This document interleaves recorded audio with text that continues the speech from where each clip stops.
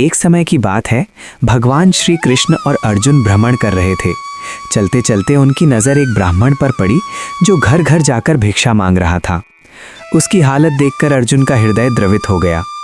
अर्जुन ने उसे अपने पास बुलाया और आदरपूर्वक कहा, महाराज कृपया इसे स्वीकार करें।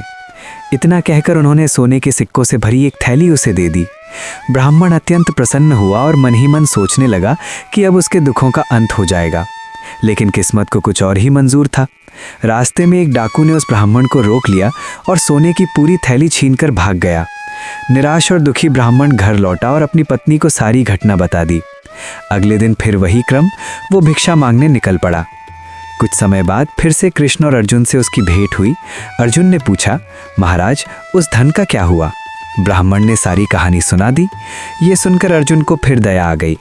इस बार उन्होंने उसे एक कीमती मोती दिया और कहा, इसे संभाल कर रखना, इससे तुम्हारी तकदीर बदल जाएगी।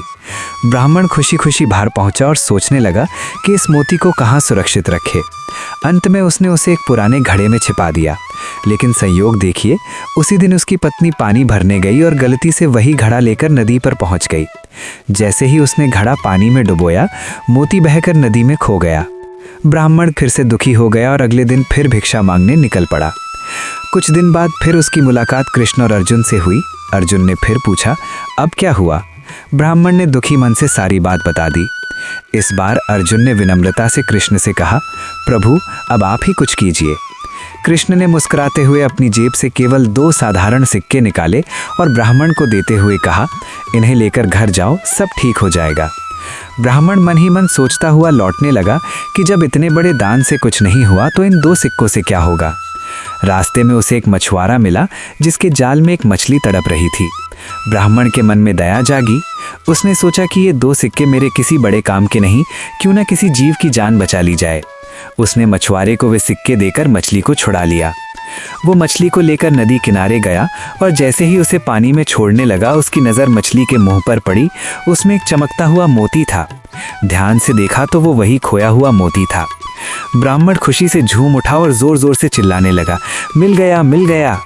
इसी दौरान वो डाकू भी वहां से गुजर रहा था जिसने पहले सोने की थैली चुराई थी।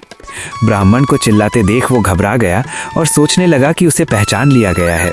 डर के मारे वो तुरंत ब्राह्मण के पास आया, उसके चरणों में गिर पड़ा और बोला, मुझे क्षमा कर दीजिए, ये आपका सारा धन वापस ले लीजिए। इस प्रकार ब्राह्मण को उसका मोती भी मिल गया और सोना भी। ये सब देखकर अर्जुन आश्चर्यचकित रह गए।